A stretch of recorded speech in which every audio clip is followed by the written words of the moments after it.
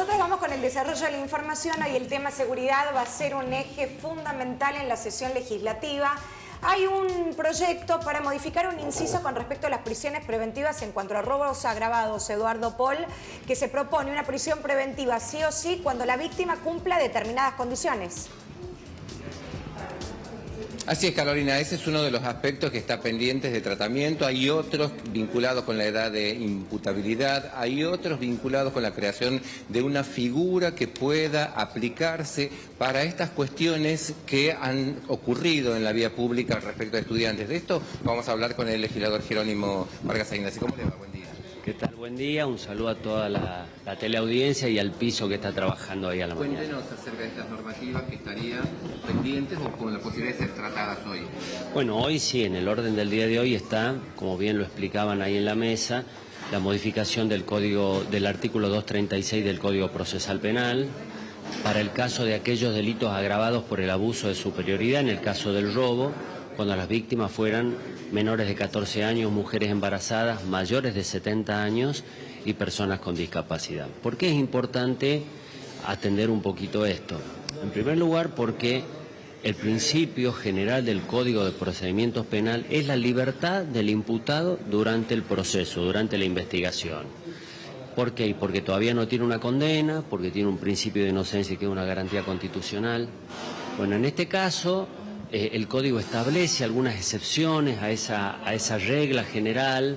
En algunos casos son difusas, tiene que ver con la peligrosidad del sujeto, con que pueda atentar contra la investigación, pero no establece específicamente qué caso. Bueno, lo que buscamos acá es decirle a la justicia, mire, en estos casos, ¿no es cierto?, donde además vemos que hay un daño importante a la víctima y hay una actitud del imputado hacia la víctima realmente inhumana, desaprensiva. No estamos hablando de alguien que se aprovecha de la indefensión, de la fragilidad de un adulto mayor, de un discapacitado, de una persona embarazada, de un menor, para aprovecharse de esa situación y violentamente asaltarlo, robarlo. Bueno, en este caso, donde esa peligrosidad está claramente manifestada, donde hablamos de delitos que tienen una condena de 3 a 10 años si no hubiera habido arma de fuego, y si hubiera habido arma de fuego, que en la mayoría de los casos, estamos hablando fundamentalmente de los arrebatos en la vía pública, de 5 a 15 años. Es decir, robo agravado prevé esa pena cuando hay arma de fuego y cuando hay abuso de superioridad. Bueno, en estos casos este imputado sabe que va a ir una condena de muchos años y probablemente si lo dejamos en libertad, hasta tanto sea el juicio, es muy probable que se profugue y no podamos encontrarlo. Entonces, atento a esa peligrosidad, le decimos al fiscal, le decimos al juez, en estos casos sí o sí esta persona debe ir a prisión preventiva para que obviamente tengamos justicia. Eso está en el orden del día, no es lo único que está previsto en materia de seguridad. No, hay otros temas más en el orden del día, hay temas que han venido del Ejecutivo, como es la incorporación al personal civil sin estado policial, que va a ser muy importante.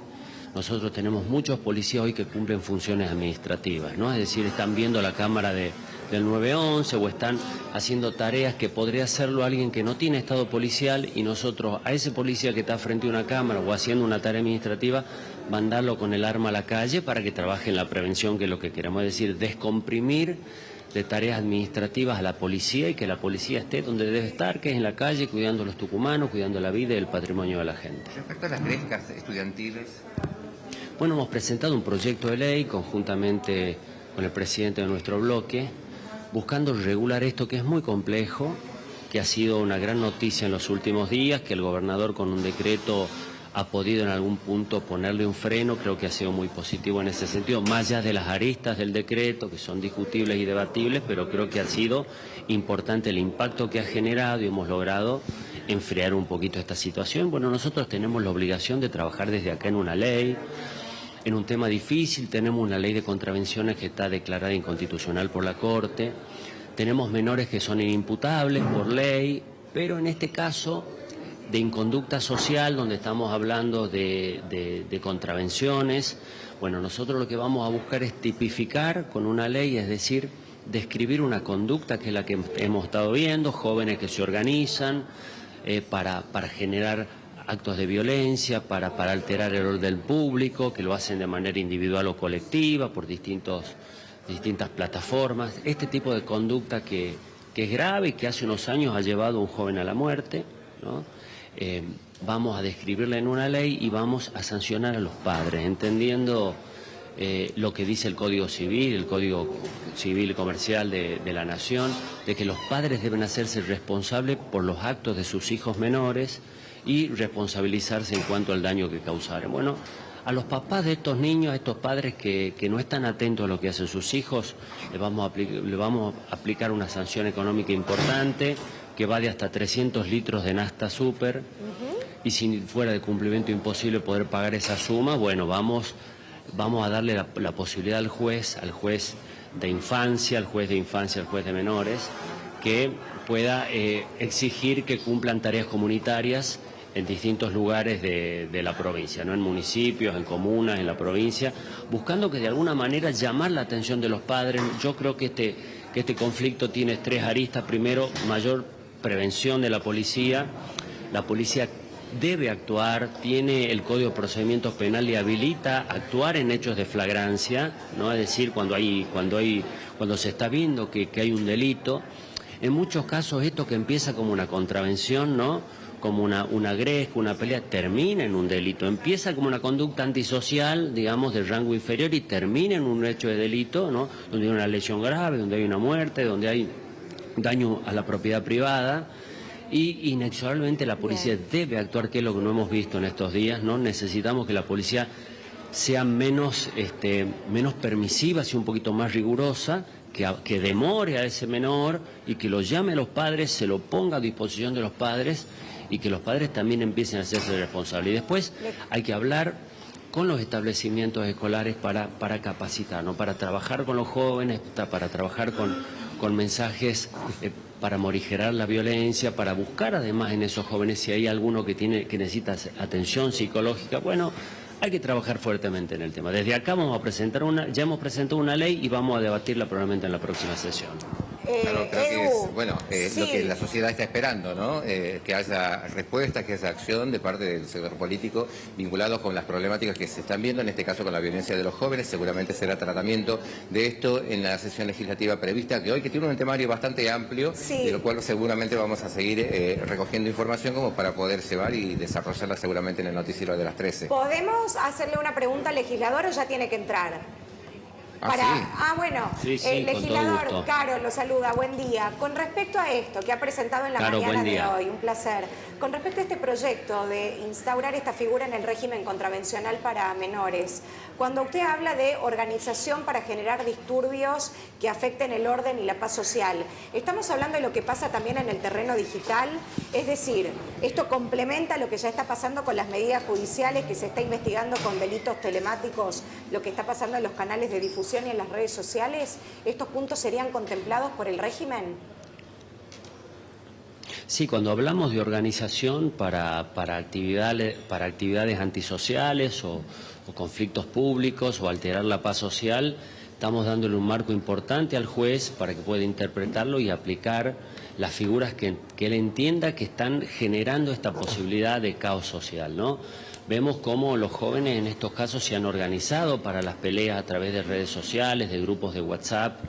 Vemos que se desafían en las redes, que se agreden en las redes, y bueno, obviamente eso va generando esa ira, esa falta de manejo de emociones, que termina dirimiéndose a golpes de puño y de violencia realmente pocas veces vistas en la calle, generando un caos y aparte una enorme peligrosidad. Bueno, nosotros creemos que la policía también, sé que está trabajando muy bien delitos telemáticos, que inclusive que han identificado a mayores que estaban en la organización de este tipo de hechos, menores punibles, es decir, menores de 18 pero mayores de 16, que ya son menores punibles, con lo cual probablemente haya medidas buscando sancionar desde lo penal este tipo de accionar que tiene a menores y a mayores en conjunto, generando este caos que ha sido tan importante. Yo quiero decirte, Caro, que además hemos tenido hace un año las denuncias falsas sobre bombas en los colegios.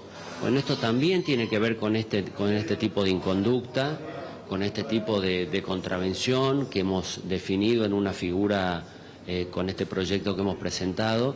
Y obviamente nosotros necesitamos que los padres se hagan cargo y se hagan responsables de los hechos de sus hijos menores. Hay un deber de guarda, hay un deber de cuidado y hay una responsabilidad por los hechos de un menor que la ley no puede sancionar porque es inimputable, pero sí podemos ir contra los padres, no por la responsabilidad objetiva de la contravención, porque eso no sería lo correcto, pero sí en una responsabilidad económica, patrimonial.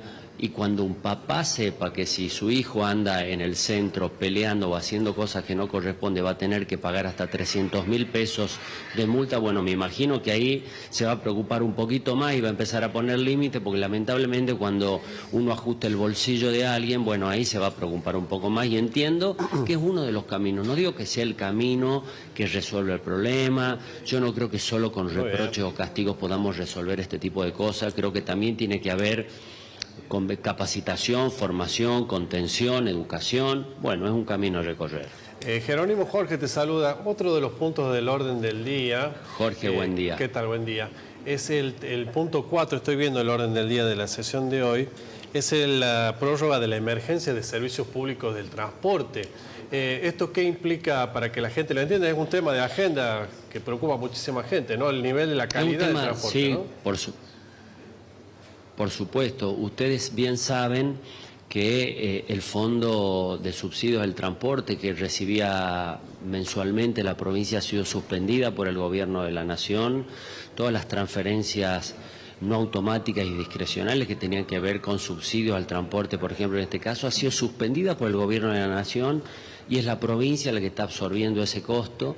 Por eso esta ley lo que hace es, bueno, una emergencia en materia de transporte público y habilitar que el Poder Ejecutivo pueda con sus partidas presupuestarias acordar con la Asociación de Transporte Público para obviamente poder subsidiar y que el precio del boleto de colectivo no siga aumentando. Ha tenido un aumento importante, obviamente, por la eliminación del subsidio, además por el aumento enorme. Bien. Se ha triplicado el valor del combustible desde diciembre hasta ahora, así que lo que estamos buscando precisamente es darle esa herramienta al Ejecutivo para que pueda subsidiar el transporte y para que no siga subiendo el costo del boleto de los pasajeros. Muchísimas gracias, legislador Jerónimo Vargas Aynaz, por estos minutos con Vivo AM en la pantalla. Muchas gracias, muy amable. No, ustedes, Edu, seguimos el desarrollo de toda la información que surge de la legislatura para Vivo Medio.